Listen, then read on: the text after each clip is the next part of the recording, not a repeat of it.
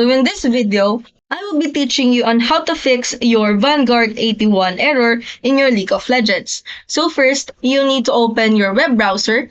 So in this case, I'm going to use the Google Chrome. It is my preferred web browser. After that, you will be going to search for the support dash League of Legends riotgames.com, and once you click on that and search for it, you will redirect to this page, which is the Vanguard error codes as well as its solutions as well.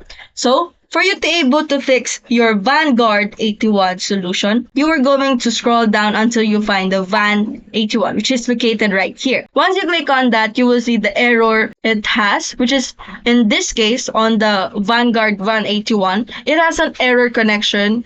So you should restart your PC as well as your Riot client, and if the problem persists, you must uninstall the Riot Vanguard as well as the League of Legends, and then do a reinstallation for the both of them. And then if the problem still persists, just submit a ticket which is located at the bottom of this page. So you must better check this page out so you could see the step-by-step process as well as the different codes of the connections as well.